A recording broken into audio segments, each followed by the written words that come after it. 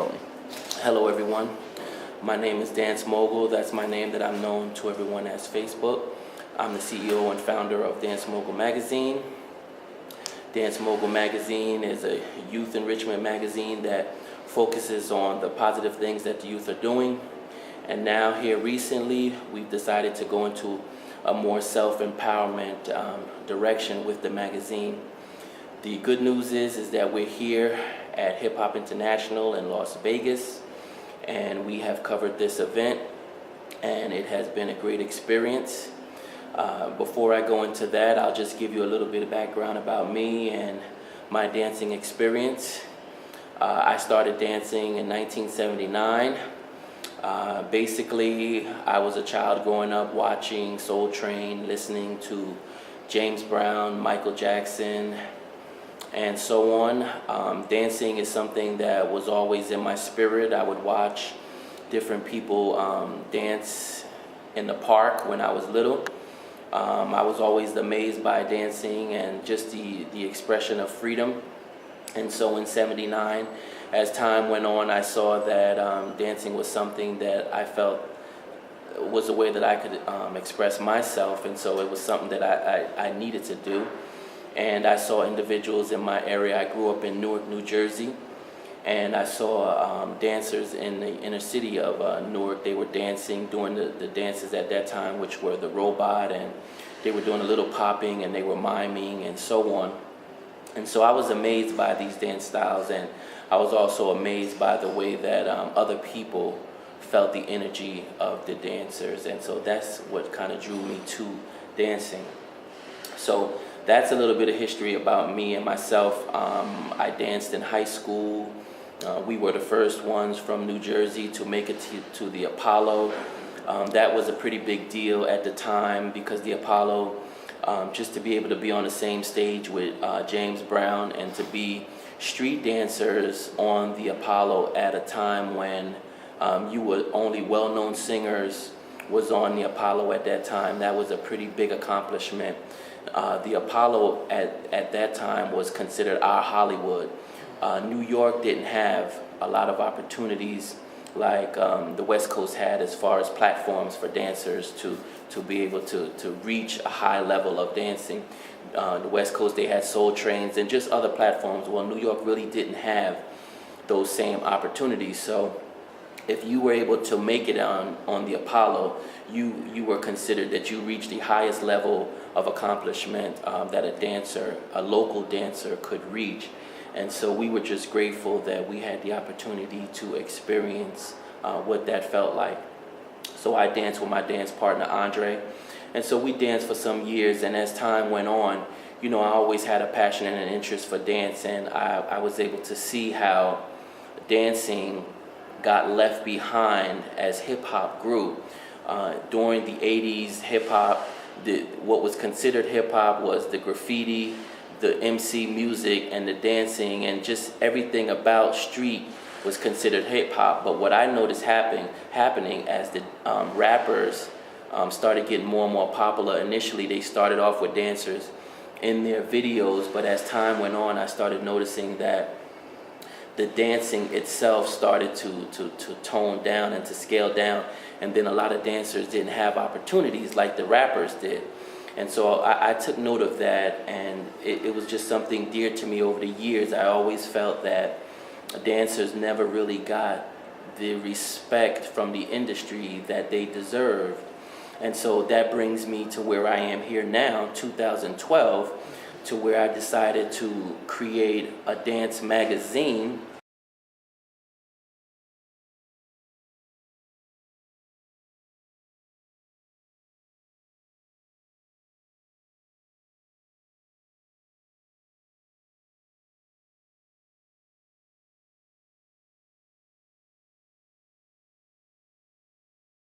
to where we can show the dancers, where we can showcase them and give them the credit and the props that they deserved all these years that they had not gotten from industry. So that's what the concept of the magazine is about. In addition to paying tribute to the pioneers of dance and providing new opportunities for the younger generation, the magazine is also going to be used as a teaching tool. For example, you won't find any liquor ads in our magazine. You won't find any cigarette ads in our magazine. And this is important to me because I feel that there is enough negative things in our culture, and I think that we need to start infusing more positive things. There's enough negative magazines on the shelves that promotes violence and just all kinds of things that are not really wholesome and conducive to children.